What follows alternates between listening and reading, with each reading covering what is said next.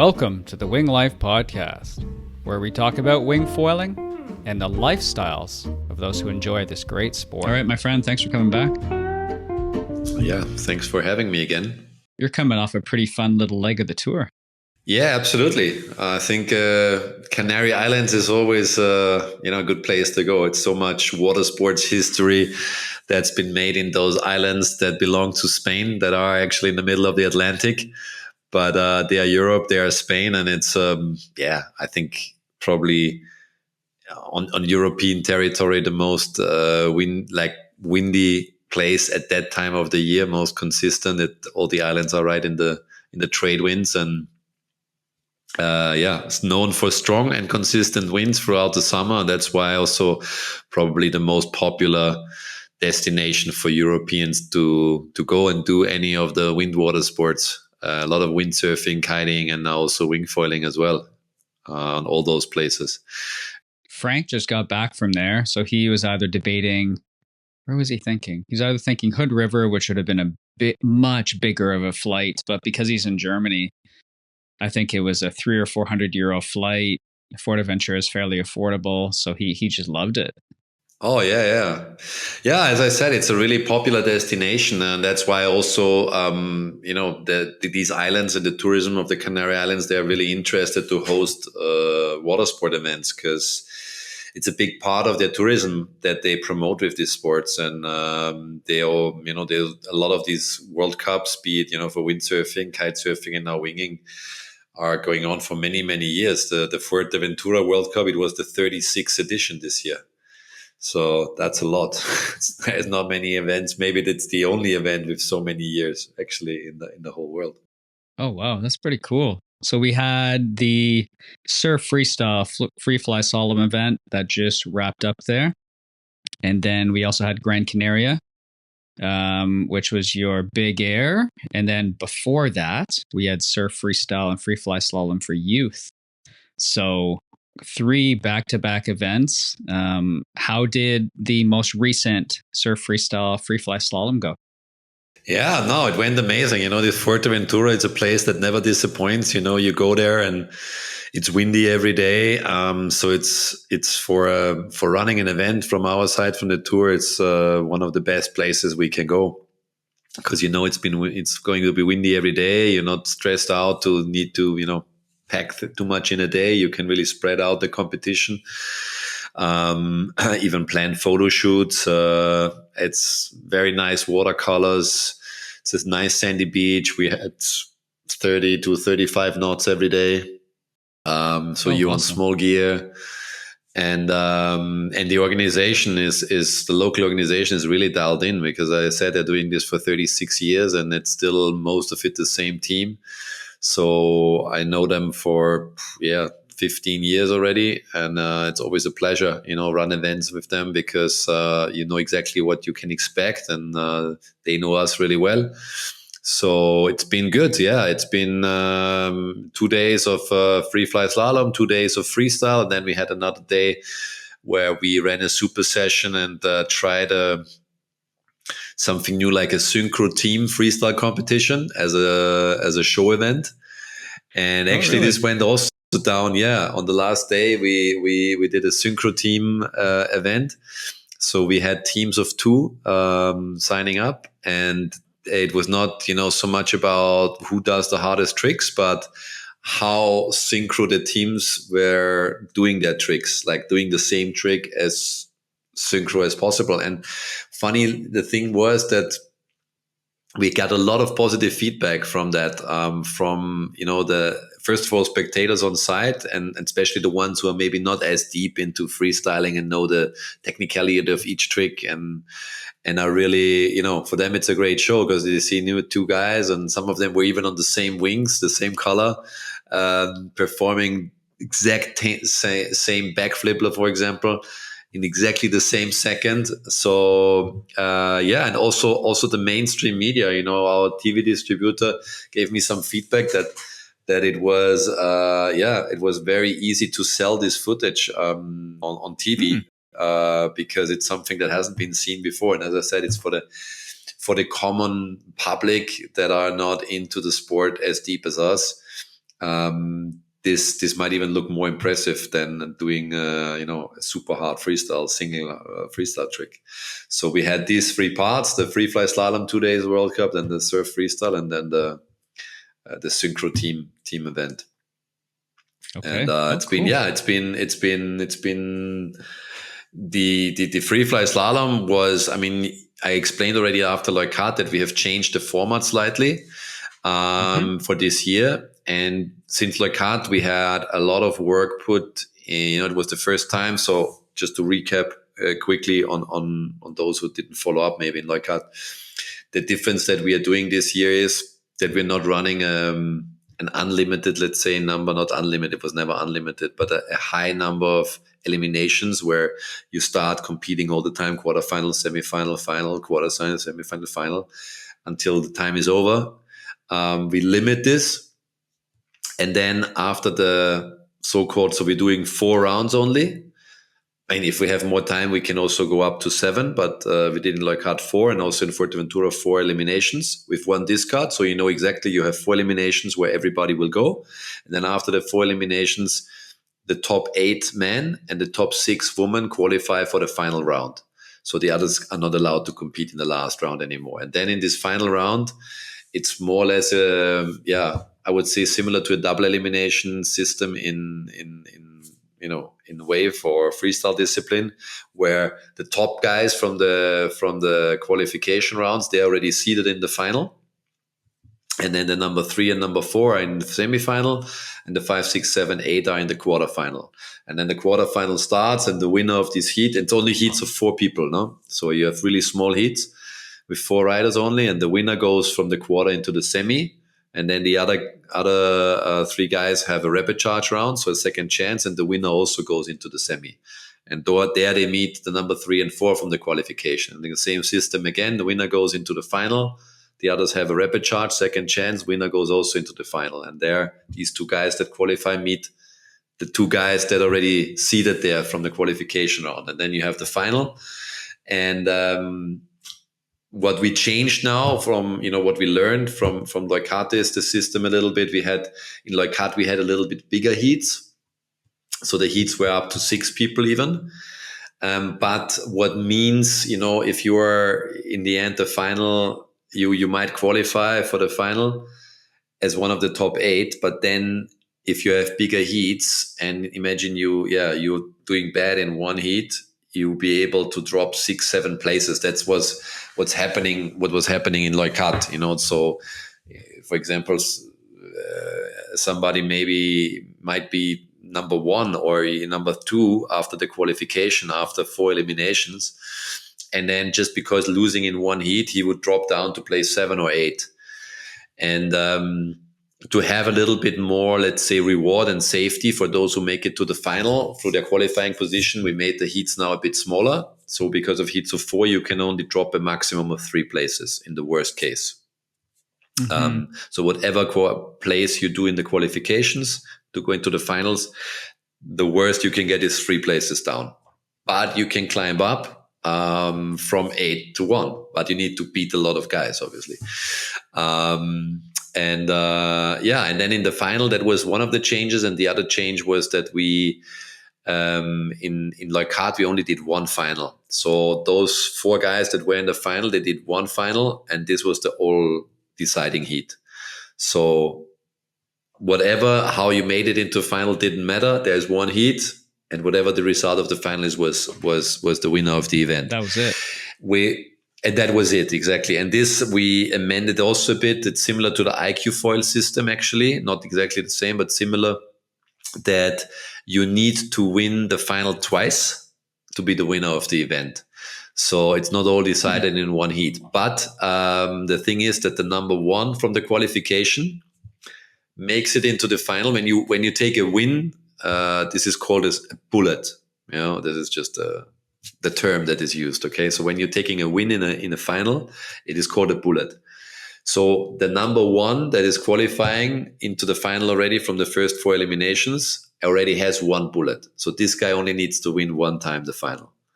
and all the others have no bullet. So this one guy has an advantage and has basically the match ball right away in the first heat. So if he wins it, it's done. Okay. Finish. If another one wins, he also has a bullet, and then both of them basically have the match ball, and you go again. And it could happen that everybody has one win, and then it's the last match ball, let's say, for everybody. And in the fourth heat, the one who wins takes it. So that was the amendments we make, just to make it a bit more. We had a lot of meetings with the riders committee on how to improve the system.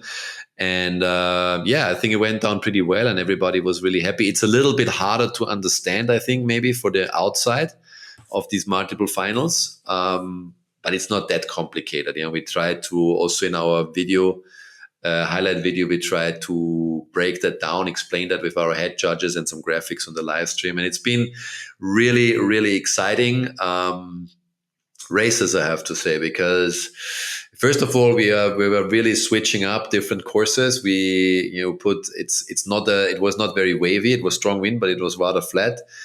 And as you know, we always with the FreeFly-Slalom try to keep it very technical and not so much about the speed. So we had a free fly section, obviously, where you cannot use the wing.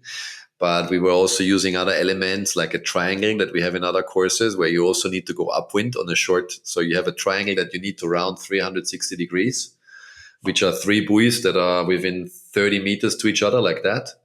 And you need to basically go around once, and everybody has a bit different line. But in the end, you need to tack at least once or twice. And in one of the courses, we also tried like a short technical upwind, where you basically make it from one buoy to another. You can make it upwind if you're really good and you're really getting a lot of speed and also a little bit lucky with gusts that come from the right direction. But if not, you need to make a tack.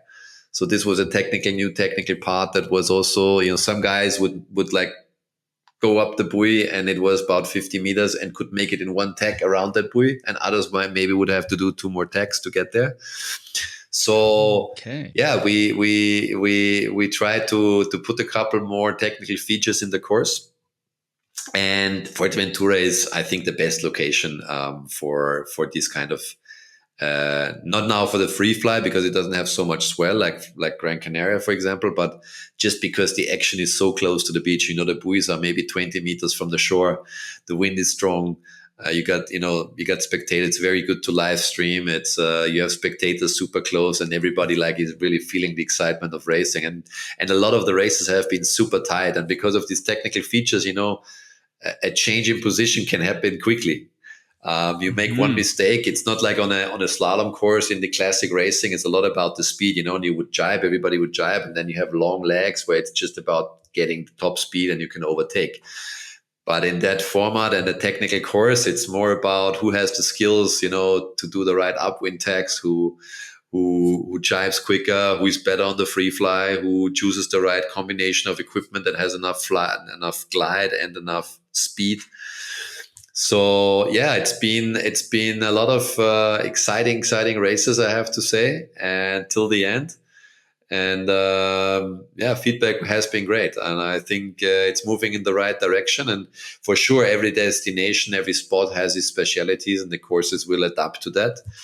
If we have more swell, we're gonna definitely also have longer free fly sections, or if the wind is lighter, we might have shorter ones and get into more. We've been discussing about sausages that could be jumped. So there's still a lot of potential to put more technical parts into the course.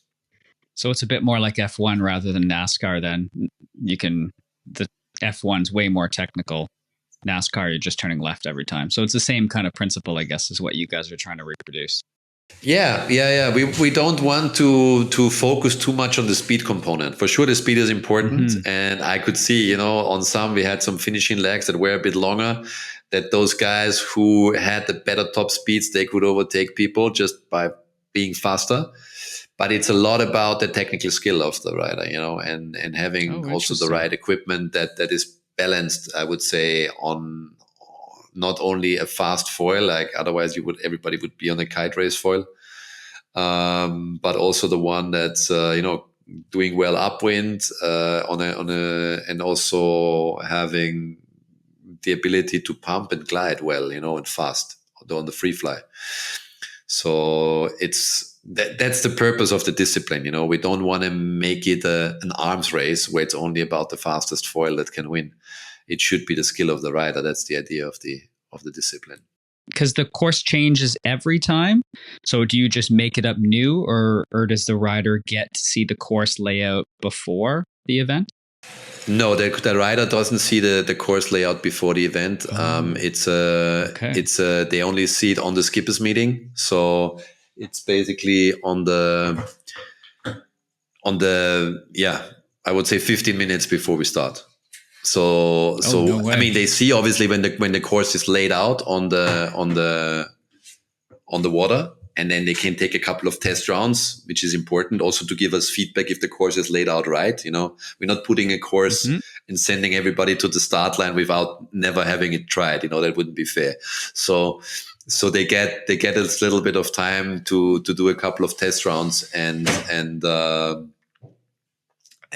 get used to the course, because sometimes also we are on the boat, so our crew is on the boat. So you don't know if a leg upwind is doable or not. You can only see that on the water. So then there are still, let's say, small adjustments. Oh, I see what you're saying. But yeah, we did 3 different courses throughout the whole competition. So we usually try to do not more than 2 eliminations on the same course. Also to balance it out, because you have goofy footers, you have regular footers. So we're trying to have a free fly, for example, on maybe 2 eliminations on a goofy foot pumping, and then 2 eliminations on a regular foot pumping, just to give a little bit more balance to the whole course and not favor the one or the other. But it depends also on the layout of the spot, because you cannot in every spot, if you want to make it close to the beach, you cannot in every spot have a start line coming towards the beach and going out. Fuerteventura, for example, the start was always towards the beach and the finish line was always towards the beach, but the elements in between we interchanged. So we had one course for the first 2 qualifying eliminations, changed the course on the next day for the next 2 qualifying eliminations, and then changed the course again and made it super technical for the final with the best guys. Oh, exciting. All right. That is a good idea, actually. Yeah.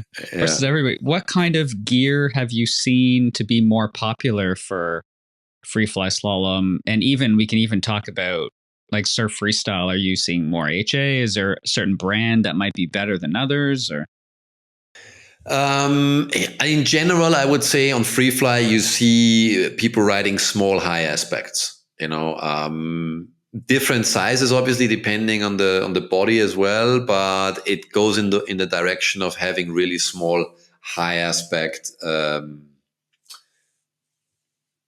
glidey but fast. That's what you want. So in the end, you want a foil that's fast but can still be able to pump and glide. If you're going with a foil it's not having enough lift and glide, you will have a hard time making the free fly without touching and restarting, if you cannot use the wing. So you need to keep it on a lot of speed. The sizes I've seen, are varying. I would say somewhere between 500 and 800 high aspects, around that, but really some really high aspect shapes. There are, on brands, it's pretty mixed. I mean, there are quite a few people using Chubangas, which are known from kite foil racing as some of the best foils. I mean, these are foils that are basically just 2 parts. So the glider with the front wing and the back wing and the fuselage is one piece. So it's not interchangeable. Which is obviously an advantage because it creates less drag. You have the stiffest connection. There are no screws in it. It's a one-piece carbon.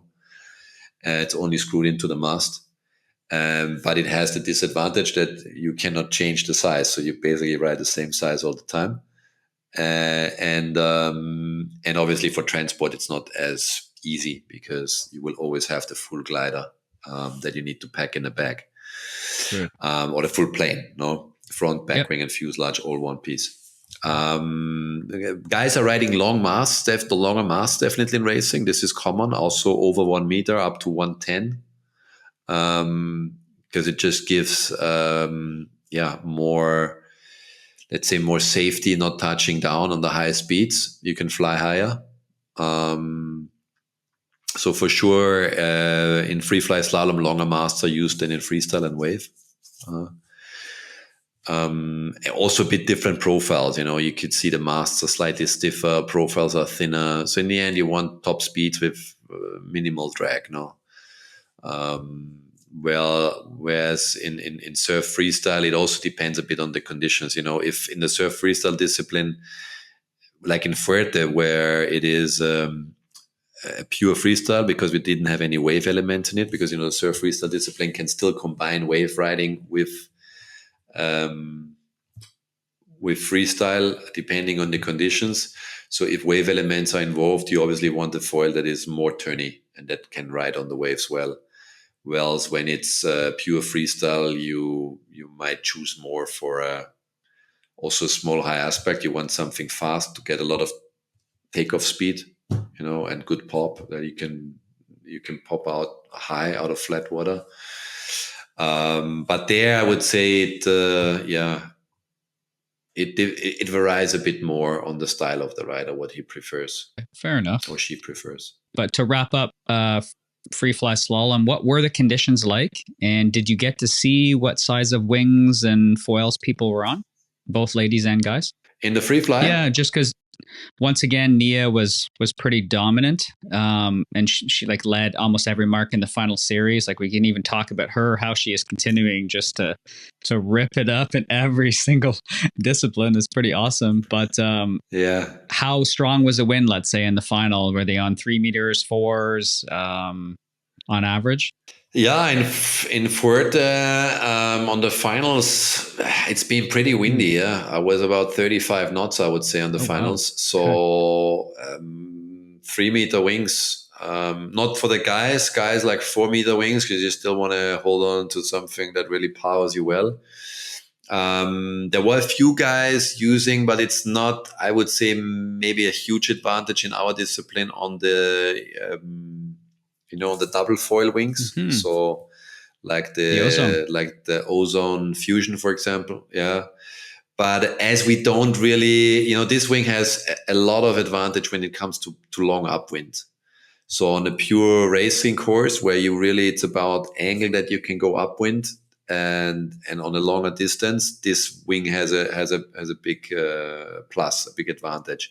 But as our courses are very technical, the upwind is short, and you want something also light on your hand.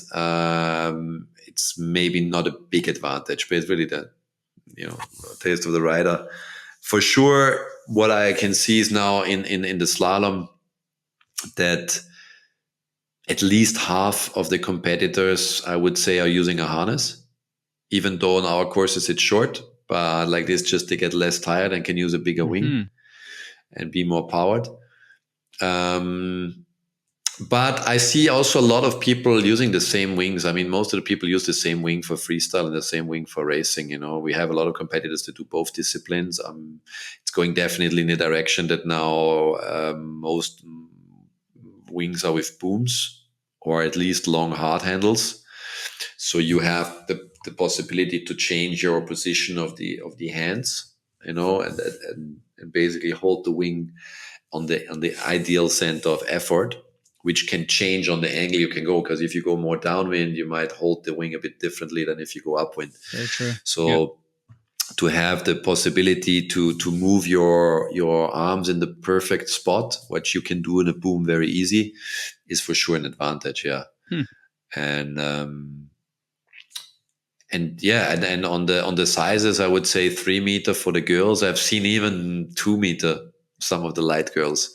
But I would say mainly 3 to 4 meter wings were used there.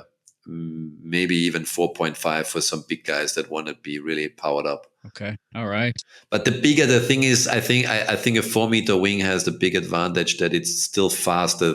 The bigger you go on the wing, you might have more power, but the leading edge is also has a bigger diameter and creates more drag. So you want a leading edge that's not too slow, let's say, or too draggy. And that's why I think a 4-meter wing was probably the best combination for 4.5, 3.5. Any riders from the guys and the ladies side stood out for you? I know Nia was ripping. Is there anything that stood out as kind of highlight reels and stuff that people want to know about?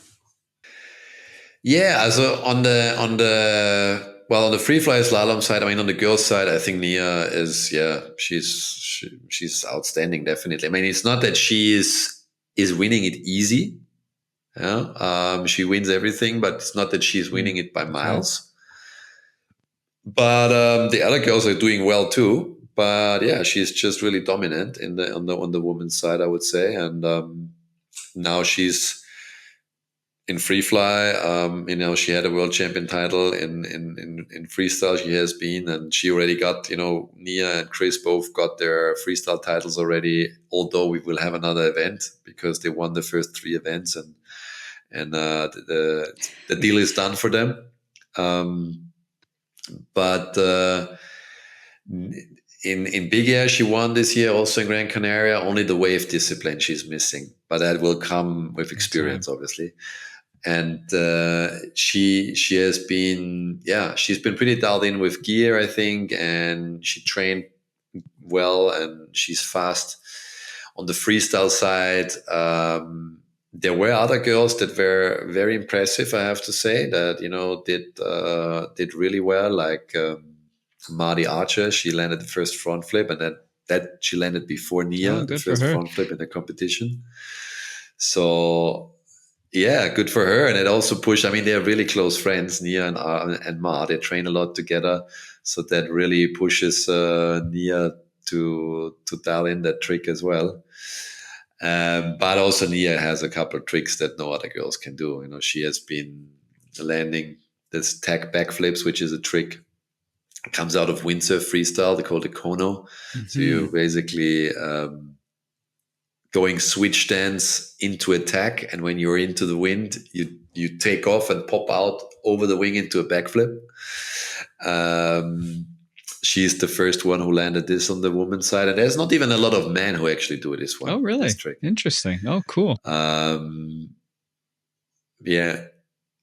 And it's a pretty cool maneuver. It was in the highlight reel that you guys had on your YouTube channel. I was watching that a little bit this morning, and that one was pretty cool. The front flip. And so you had Nia finished in the surf freestyle division. You had Nia, Mar, and then Viola, who finished 1, 2, and 3. On the men's side, the final was actually pretty tight between Chris, Axel, and then Xavier was throwing down a few things, but he fell a couple times. But yeah, the final. I mean, the men's side has been also the women's. I mean, the final, Nia didn't start too well. She crashed her first backflip. And then she was a bit behind for the first couple. Everybody had 7 attempts with 3 of them counting. And usually Nia does the first 3-4 tricks and she has her scores in, and then she can play it. She's on the safe side. But in the final this time, it didn't work this way, and she really had to come down to her second last trick to really secure the win, because she was crashing too much before, and maybe also pressure from the other girls. But in the end, she made it.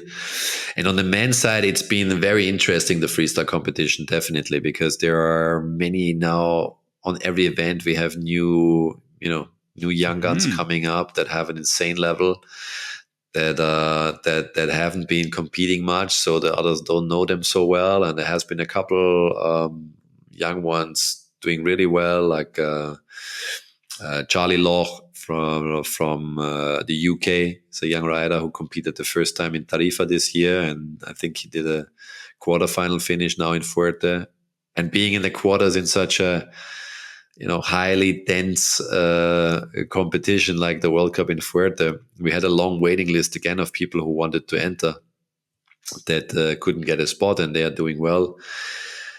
he was happy with that result. And then a couple other young ones, obviously, that didn't make it into finals, like Thomas and Alex Achara, the twins from Austria. They're doing super well and very strong competitors in strong wind. Nathan Berger. These are all some kids from that train with Xavi in Tarifa. They all come out of Tarifa. They are Austrians and Spanish and a couple others. Noah is doing really well. Alan Fedit. Bastian didn't make it into the final. Escoffier, although also very strong competitor on the freestyle side. It was a bit of a shame for Malo, though, who was riding very strong, and he unfortunately injured himself on the semifinals. He dislocated his shoulder on landing a trick. Yeah, but he had the first three tricks he landed were all like 8-9 point scores. So he was sitting on a solid score, and on the fourth trick he crashed onto the wing on a wing pass on a back mob, and dislocated his shoulder and had to go to hospital. But it was enough, the tricks he had done at that moment, to qualify for the final. So he went into the final, although he was in hospital at the time the finals were run, and he couldn't compete. So the final only ran with three riders instead of four. But he still got his fourth place, as he's been qualified. But it's a pity, because he was riding super, super well. And he, the final of men's was a very, very tight one with Axel, Chris, Xavi, and if Malo would have been in the mix, even more. And it was going, from left to right. And, if you were following the live scoring, it was, oh, this guy's in the lead. Oh, no, this guy's in the lead. Oh, now Chris is back in the lead. And now every trick, the ranking changed, which is nice, with that system we are running, where they're going, it's 7 tricks each, and they're going turn by turn. So the first guy has his first attempt. Then the next guy has his first attempt, and the third guy has his first attempt. So they go 1, 1, 1, 1, 1, 1, 1. So you really follow up trick by trick how the positions can change. And also the riders know that, so they also know, oh, okay, now I'm in second, I need to do something to get back in first, or I'm last, I gotta, get that score in. So it starts making, it slows the competition, I would say, on the beach a little bit down if you watch, because it's a lot slower. You have every 30, 40 seconds, maybe a trick happening, and only one. It is good for live streaming, because you can really focus with the cameras. Now this guy gonna jump, and you can every time show a replay as well. And it's good for the judges too, because they have enough time to evaluate the trick and even watch the replay if needed, to really give a good score, a good quality score. Rather than, if you had 4 people riding at the same time, you would see something here, and you have no time to think about scores. To really put the right scores down. So this format is maybe on the beach a little bit slower, but I think it has a better quality of judging and a better presentation on the streaming as well. And obviously it gives the opportunity that you all, with every trick, the athletes know, okay, now this guy overtook me in the score, so I need to do something bigger. Because you always know how you stand. That's what I noticed. Yeah. Or if you have a caddy or somebody. I remember film like a PWA, like I filmed it 10 years ago or something when I was in Hawaii. And it was more like you didn't have that, right? So one guy would hit a wave, the next one, you can catch another one. So for live streaming it was a lot more challenging, because you didn't know when to focus the camera on one person versus focus on another. But when I was watching the final here, it was cool, because then you could watch that. It would go to the other person. You get a quick little replay of that. It bounced to the next one. And then you even catch the riders watching each other or copying each other, which was interesting, because it's like Axel and then Chris were kind of copying a little bit in that stuff. So that was interesting to watch as well, because he would throw down one and the other one would kind of just follow the same thing. So that was neat to see. Yeah, you can play this. I mean, if you're a good competitor, you can play this really tactically, and especially usually the best ranked guys. So there are 4 people in a heat, and the best seeded one is the last one to go. So the best one who comes into the heat with the highest seeding is usually the last one to go. It was in this case Chris.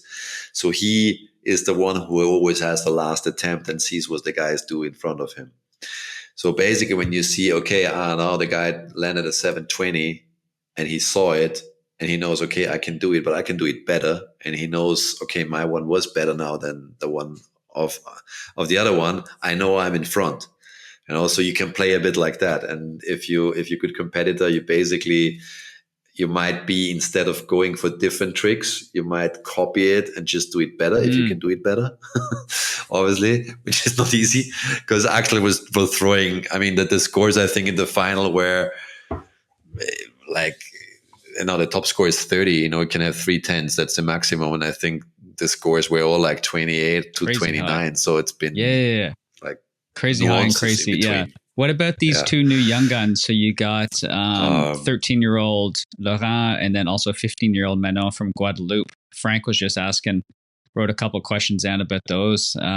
Do you find that people who have been practicing on the sidelines are coming in at a pretty decent level and they're going to kind of push that competition and kind of push those veterans that have been in that little top spot for a little while?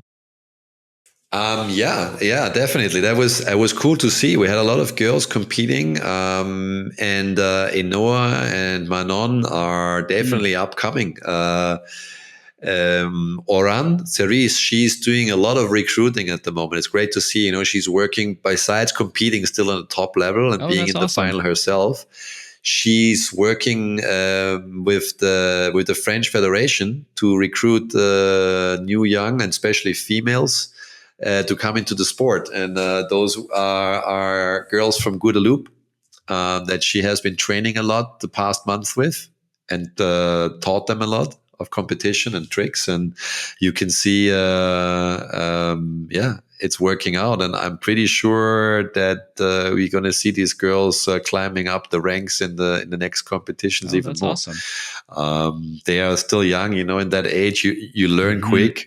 And it's also great to see that Oran is still keeping her game strong. Because she's, I think she's probably the oldest competitor or one of the oldest on the women's side. But a lot of the other girls respect her also for that, because she has this go for attitude and she's not scared and she's trying all the crazy stuff. And she just had an injury, surgery actually last year. She injured herself in Brazil. And wasn't able to compete for a while, but she really pushes herself to get on the water. And I was actually surprised that she was competing, and then in the end that she even did so well, because she's still not fully recovered from that injury. But she's a tough girl, I have to say. Oran, she's a girl that's not holding back, and whatever trick it is, she's going for it. All right, well, maybe let's talk some top innovation moves, because we had a couple first evers in this. We were first, triple backflip? Yeah, we had Axel and a couple others trying it as well, but Axel did it in competition, a triple combo, so 3 backflips, not 3 backflips in the air, as we saw in Gran Canaria from the double combo backflip from Chris. Yeah. But 3 combo backflips, so backflip into backflip into backflip. And that's been a world first. I saw some guys training it and landing it out of competition, but it was the first time done in competition. On the women's side, we had a front flip the first time in competition. We had that tack into backflip. And then, we saw like combos are going crazy at the moment, and then we more or less, last year started to introduce that, and it was kind of, I don't know if this is really looking well, if that's going in the right direction, but the way it's done now, it's crazy. You can really see if riders go for combos, they are going really controlled on their first trick. It might be a backflip or a frontside 3 or whatever, mainly backflips or front flips, because it gives you the opportunity to have a really controlled landing and pop off into the second trick more easy. Because out of a frontside 3 or frontside 7 into a combo, you obviously touch down with less control due to the side spin. But coming out of a backflip or a front flip, it gives you that, that energy to pop out more easily. And we've seen backflip into front flip into backflip, both of them. Front flip into front flip as well. I don't know if that was landed in competition though, but I saw them training. And everything really high. I mean, that was impressive as well. I mean, there were no kickers, it was flat water, and you could still see people going 6-7 meters in the air and doing their tricks. So Yeah, that's that's 20 impressive. feet. And then a lot of combinations as well coming out of back loops or body rotations, or then still in strong wind, not as much as in Tarifa. In Tarifa, we saw a lot of back mopes and wing pass attempts, passing the wing behind the back, where the wind was not as strong, but in 35 knots, it's a bit harder, up to 40 knots even some days. But we saw really big, back loops where the wing doesn't rotate. So you go in a back loop and basically shift your hands in the air and then come back with a lot of speed, bam, into a front flip or into a back flip. So yeah, there's still a lot of room for combinations that we're going to see. And now the first triple combinations are getting landed, and still looking good. We were very clear. I mean, the judges and our head judge Alvaro was really, really clear on the criteria that we don't want to see combos just to force them being done if they're not looking good and they're not linked well and have a good pop. So if somebody would do a double or triple combo, but the last trick would be just half a meter out of the water, it would count really low. So the linking must be quick without too much waiting. So landing, popping again, and the pop must be high. And you can even see that, riders are getting into combos with the first trick, as I said, being really controlled and landing with a lot of speed to get the second one, sometimes even higher. And I think the style, the execution, and in those combos is getting to an excellent level now. Oh, awesome. So that overall event went super well. But that fell just shortly after the Big Air. How did Big Air go this year? Yeah, Big Air, it was going great. We went back to Gran Canaria, well, known as one of the windiest places on this planet. I mean, this place is just delivering in that time of the year, July, day in, day out. You're there no matter what, sometimes more, sometimes less. But I would say on a regular day in July, it's 30 to 45 knots, and sometimes 50 to 60. It can get really, really strong.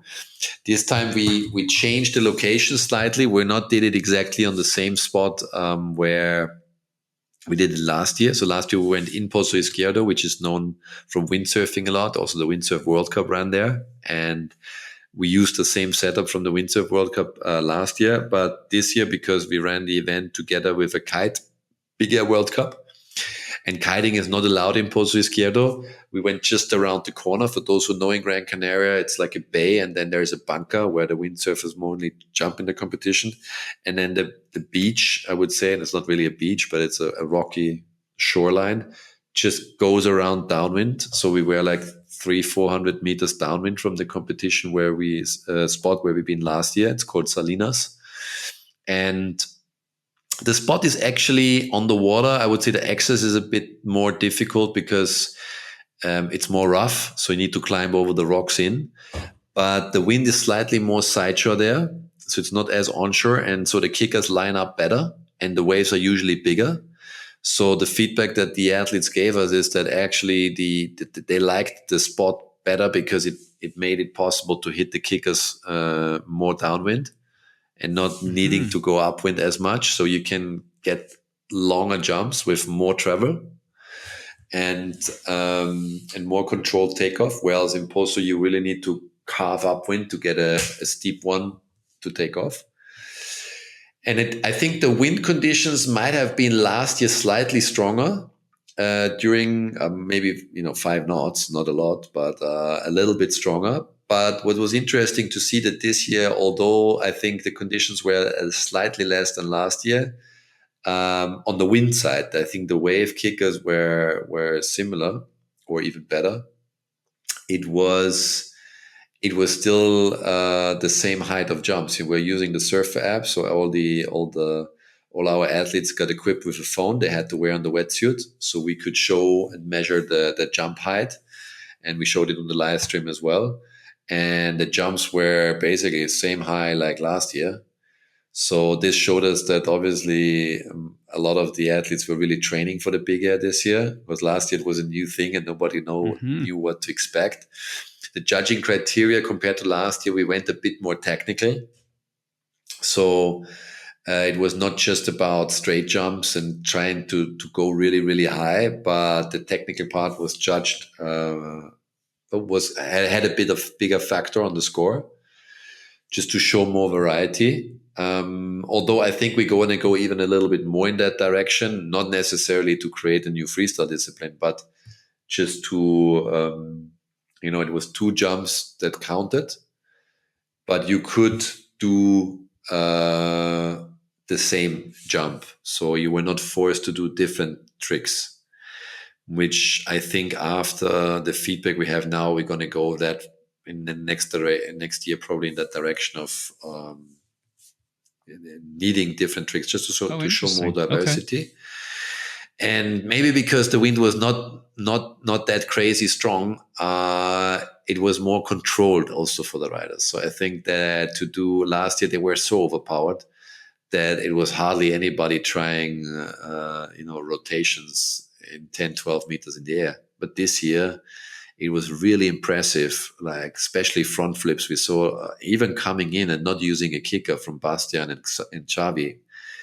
They would go like in windsurfing, taking off and then just going up, up, up, up, up, up, up, up, and then stalling it. And just when they start falling, rotating into a front flip. So that's way more technical, obviously. And that's why also front flips are more common in big air, because it allows you to go higher. On a backflip, it's harder to stall the rotation. So on a backflip, you might kind of need to initiate the rotation earlier, which you cannot do when you're falling down. So you need to do it on the way up. So it's not as easy, let's say, to go as big as on a front flip, where you can really go sheet in and go up, up, up. And then once you reach the top, then you can start something massive. Talking surfer app though, for tracking those heights, were you using smartwatch or was it just the phone version for surfer for tracking that? Yeah, we used just the phone in this competition, but we did already use the watch as well on our last kite event, as we are also doing the kite tour. On the last kite bigger event, we used for the first time the watches too, and it's probably something we're going to work on more in the future. It was more like a test, because the watches, first of all, are more comfortable to wear. You don't need to put anything in the wetsuit. You just have it on your wrist and that's it. And it allows us also to send data back onto the watch. So first of all, we can also, besides just having the height and travel time and the G-force and all the data you can get out of it, with a watch we can even measure, for example, the heart rate. So we can see what heart rate the riders are on during their tricks, which is pretty interesting. Okay. But they need to wear it on the skin. And what we saw, we used it in the Lord of Trump. It's a big air kite event in France with the watches, that if it is cold and you wear a long wetsuit, most riders were wearing the watch on top of the wetsuit, so you cannot measure the heart rate. You could put it under the wetsuit, but if it's under the wetsuit, then you don't see your watch, because we were sending back the data onto the watch, so the athletes could see the scores and the height while they are riding. No, they would be on the water, and that's a big feature. That's a big plus, I would say, for the competitors. When they are on the water, they can perform the trick, look at the watch, say, all right, that was a 7.8 and I've been 10 meters high. So they get all this information onto the watch. That's a big plus. But we're working on this feature, and I'm planning, it sounds easy, but I can tell you there's a lot of coding behind it and a lot of technical challenges to be met, but we're working that direction together with Surf App to provide those data and have those watches implemented also for all the other disciplines. Because if you can ride on the water as a competitor and be able to see your scores and all the data on your watch, is an advantage and makes it then maybe also more interesting to watch, because you can have the priorities. Like imagine you're in a wave competition and you can see who has priority. Like in a surfing event, it's like, okay, I'm on priority or I'm not on priority, who to take the next that's very wave. true, actually. And I need that much of a score to now we are doing all these signals with flags on the beach, but this would not be necessary if we can Definitely. use watches all the time. But as I said, it's not something that is being able to be developed within a day. And we also met a lot of challenges with the watches when we used them in France in the big yard this year, where we learned out of. So here in Gran Canaria, we ran the phone version only, and it's been working great. So the sensors in the phone are very accurate. Still, it's an algorithm, and it's not something, because these questions come sometimes. The heights are quite accurate, but of course, it's a technical device that can fail, and you can have a connection or not. So you cannot always. It's not. It's let's say a tool that is also used by the judges to understand. Okay, that jump was this high and that jump was this high, but it's not something that's directly affecting the score, because in the end, it's still the eye of the judge that needs to see how radical and how high and how much travel and how clean the landing is. And it's been Talking about judging, you have like, how is that broken down? The percentage of the score for height versus the percentage of the score for tricks and creativity.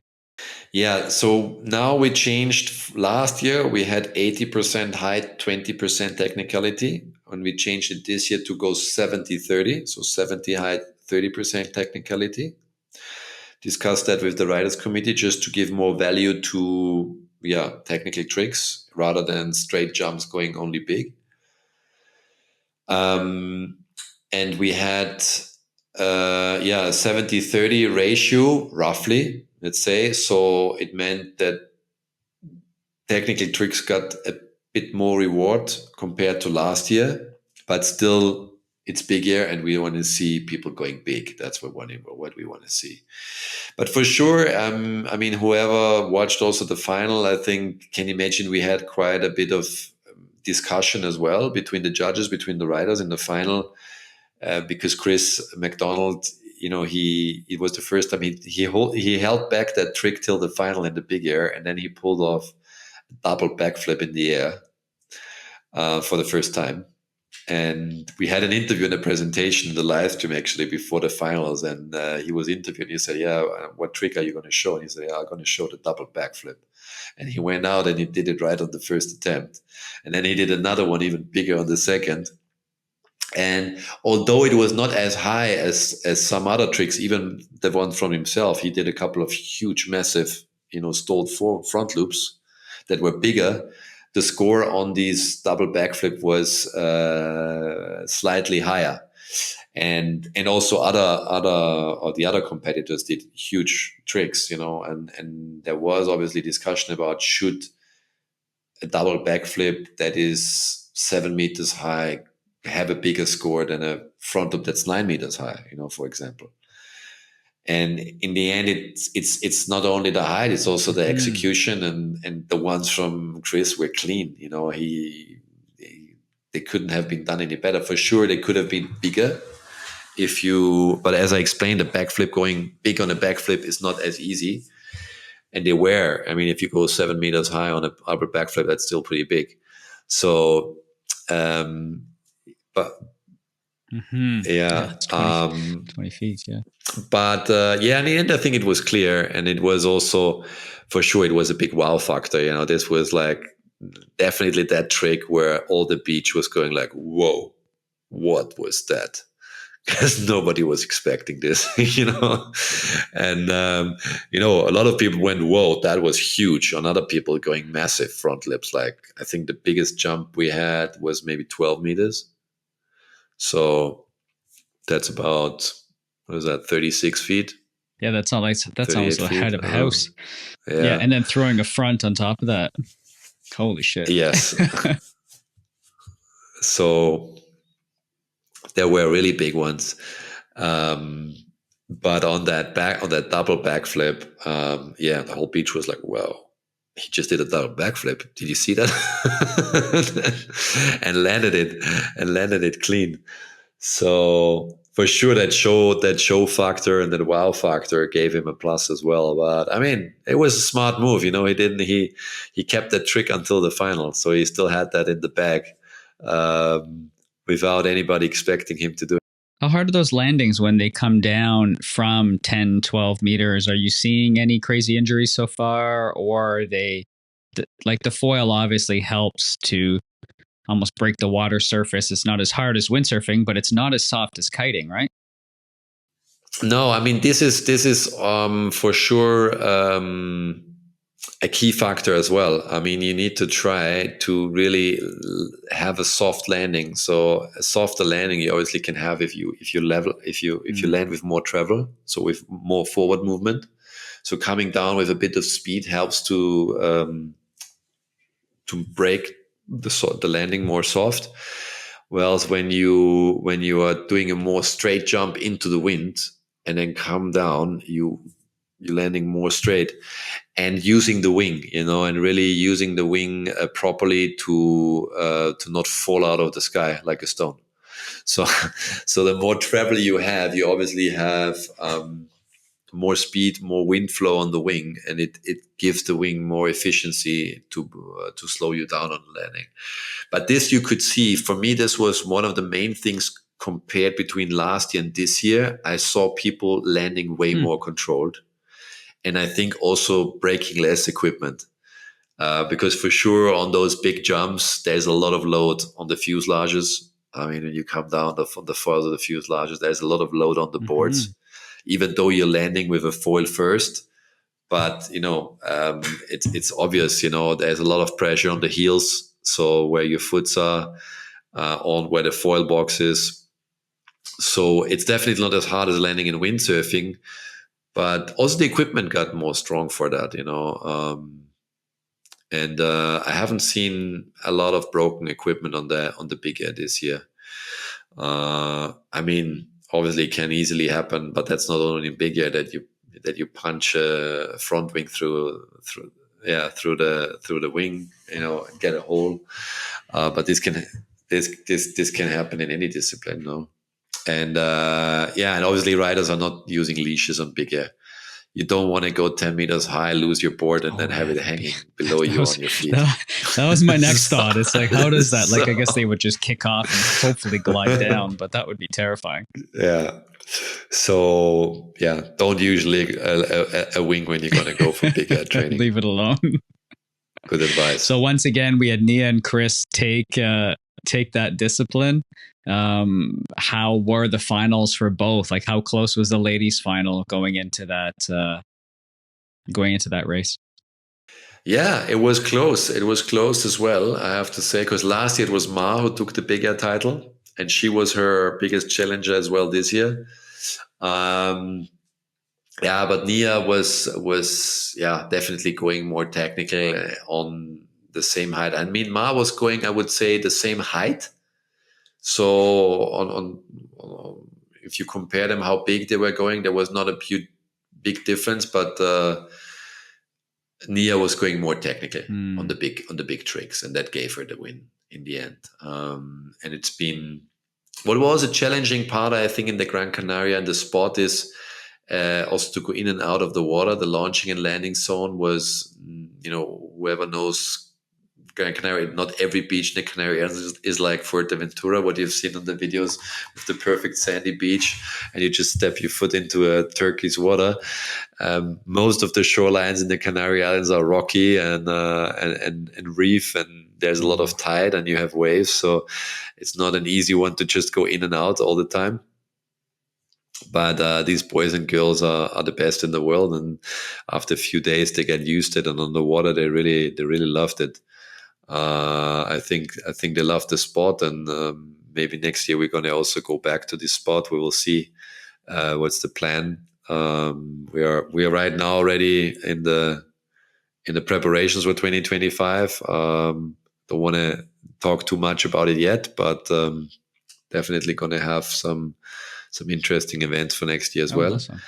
And the finals of the women's as well as the men's have been maybe, as I said, big air is a little bit less common than freestyle. So the final in the men's side was Chris doing these big double backflips against, for example, Bastian or Xavi, who was also in the final, I believe, I'm not sure now, that were going, and Marlo and Bastian, that was going massive. Bastian, his bigger side, he's a goofy foot jumper, so his side was on the way in, and it was just impressive without having the kickers how massive he would go on the way in, and then Marlo on the way out went super huge as well.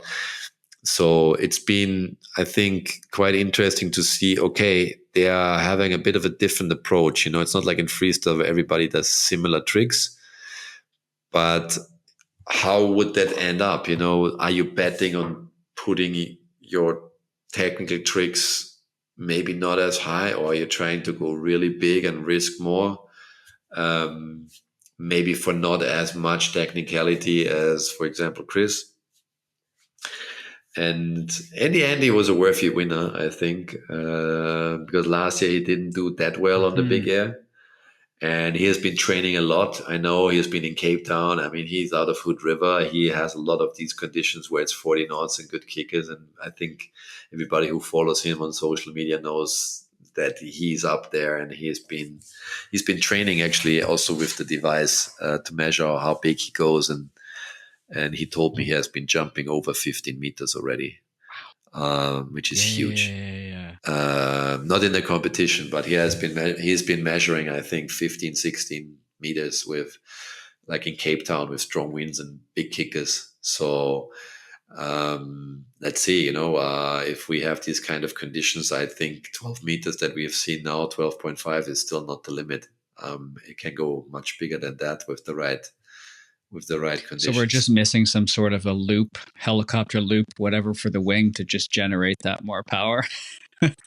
Then, like kiting, obviously, we're never imagines we can devise something like that. I don't think it's going to happen, but glad the event went well. Then, were there any kind of integrations into schools or any of that kind of thing that you had done before with at some of the other locations?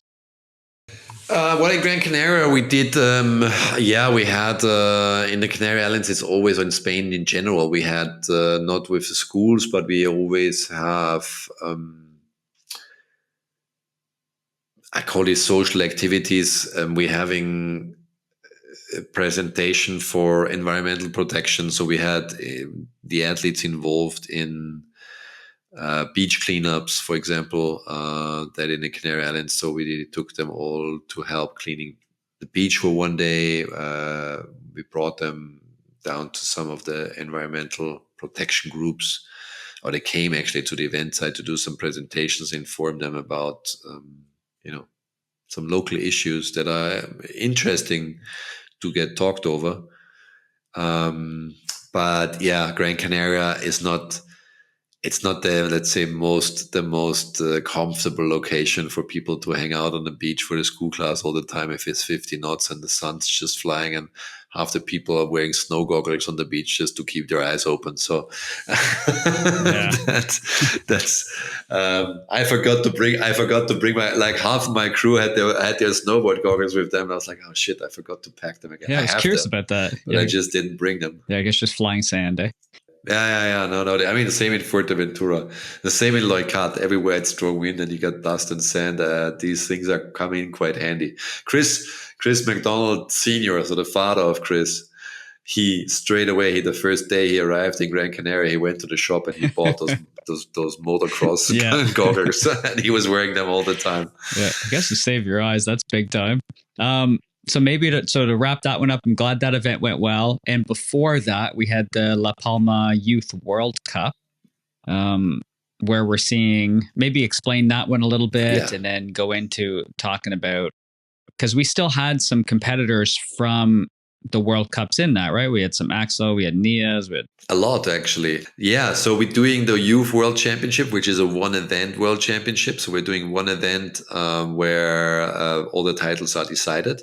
And this year, as last year, this was in La Palma, so on the Canary Island leg. And there's actually quite a few competitors that compete in the World Cup and are still young enough to go also in the Youth World Championship. We have 3 different age groups, which is under 19, under 16, and under 14. So to be in the under 19, you basically you cannot turn 19 in the year of competition. So for this year, if you're not turning 19 until the 31st of December, but this year you're still allowed to compete in the youth. No? So even though you would be, so you're 18 or you're turning 18 somewhere in the end of the year, but not turning 19, you're allowed to be in the youth championship. So we have 3 age categories, and the level, yeah, it's been crazy. I think that the level in the youth has been the same like in the World Cup. I mean, you know, in the World Cup now, if you look at the top 8, more than half of them are in the under 19s, you know, or around that age. are under that age anyways. Yeah. So you have the same That's guys true. competing. So the level has been insane, and we had, I think, around nearly 60 competitors there. And it's not a place that is so easy to travel to. You know, if we would run an event probably on the mainland in Europe, we would have even more people. You still need to fly to the Canary Islands, and especially for people that come from further away, it's not the easiest travel, but it's a good place because it's windy every day. As I said, it's Canary Islands in the summertime, so you can expect to have wind every day. And with all the age groups, we also need that because the event was 4 days long. And with 2 disciplines, with freestyle, surf-freestyle, and the Free-Fly-Slalom, and 3 age groups, men and women, that's quite a couple of divisions you need to finish in that time. So the competition has been going on from morning till evening, 4 days in a row, and was just enough to finish everything. And it was good, to see, the young blood that's coming up. And in the World Cup, our limit is 14. So there are a couple ones that are in the youth, in the under 14, that cannot be in the World Cup yet, but they are there on the level side, I would say. One of them, for example, being Benjamin Carstenkold. I think he has been already quite known. I was just going to ask about that kid. I mean, everybody's already scared for him because he's 13. He's going to turn 14 next year. So next year he's ready to be in the World Cup. And people are already getting a little bit afraid when he's going to hit the World Cup scene. He's going to be right in the mix because he's now 13 and he can do all the tricks. He's a really good competitor. For sure, that's not everything because you need also to have competition experience and throw it down. But let's say on the technical level, he's there. But he's not the only one. There's a couple of others too that we'll see more and more pushing into the World Cup. And I think these youth events are really important, to give a stage to those kids, because the World Cup is now limited to 28 in the freestyle and 40 in the free fly. So not everybody can enter. And especially the young ones who don't have seedings to enter for the youth, everybody can go in, and it's also fun, I think, because the kids are with each other, they're training, not only competing with each other, they are training, they get to know each other, they make friends. I think it's a great opportunity also for new ones to come in and connect, with there's a couple of teenagers and young wingfoilers that train together, but not everybody, who's in school has the opportunity to choose where to live, and a lot of them train alone. So when they get to this event, that's very true. They have the opportunity suddenly to link up with all those, let's say, teenage pros that are already on the scene, and train with them and connect with them. It's just a fun time for everybody. It's great. It's a good vibe, and we were thinking already to do more events on the youth side, like a tour. Yeah, I was just gonna ask. We had this actually 2 years ago. We had 2 events, but we went back to one event just because we saw that it's the absolute minority. It's just a few kids that can really have the possibilities to do more than one event. Once you make it a tour, then the world championship of youth will definitely be given to one of the kids who can, not maybe on the monetary side, only afford to go to all the competitions, but also have the time. I mean, in the end, they're all in school, and you cannot take them out of school 5 times a year to go to a World Cup. But once a year, we also tried to schedule this event in a time where a lot of countries are on holiday. That's why we do it like July, because Europe, most countries are on holiday in July. So it's easy, they cannot travel alone. They need to go with the family. So then usually the whole family is taking a week off and they go to the competition. So yeah, after getting all this feedback, we decided we keep it like this. We do one event, one youth world championship once a year. So everybody has the opportunity from anywhere in the world to come there and join. And what we do at these events as well, we not only want to compete, we really want to build an educational part as well. So we are trying to get other pro athletes to the event and have some seminars where we teach the kids, first of all, how to be a professional athlete, so how to compete, and about how races, like how the rule book works, and how technical a race is built, and so on.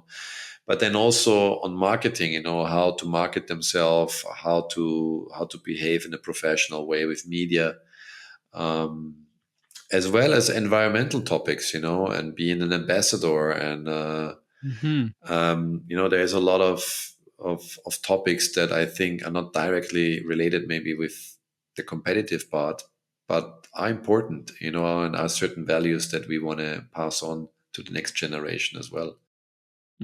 No, all that stuff is good, and it's really nice to see that they can take part. And you're right, multiple trips and multiple destinations would be pretty hard if they're not funded, if they're just saving money, putting it aside, or even having the time. So I'm glad that one went through. I know I'm probably going to see Benjamin in La Ventana this winter because that's his home spot. I just missed him last year, but I'm looking forward to seeing some more of those young guns there when I'm there in November through. It's going to be unbelievable to watch them rip around. So yeah. So good leg then at the Canaries. Anything you wanted to wrap up with, or any kind of highlights or thanks to the organizers or anything of that? Yeah, absolutely. I mean, I want to thank the organizers. There are 3 different organizations for putting on an excellent job. All of the 3 places have been doing pretty well. I would say one of the highlights for sure is, we crowned now already 4 world champions in the Canaries, because in Big Air we only had, this is the only event. So it's a 1-event championship, and Nia and Chris took their titles. And then the same 2, Nia and Chris, secured their freestyle titles in Fuerte already, as I just mentioned before, because they have been now winning 3 out of 3 this season already. And we still go to Brazil in the end of the year for the last event in freestyle and Surf-Freestyle. But with 3 wins already under their belt, they can't lose it anymore. So that's been pretty awesome. That actually now already 4 world champion titles have been decided. And for the wave discipline, we still have 2 more events in Morocco and in Ibiraquera in Brazil. And in free fly and freestyle, we also still have Brazil in Jerry in the end of November. So that will be exciting, yeah. Oh, absolutely. Yeah, I'm looking forward to chatting about those some more. And thanks for coming on, taking the time. I know you just got home, so what are you up to? And you got a session this morning, you mentioned, so at least you got in the water a little bit.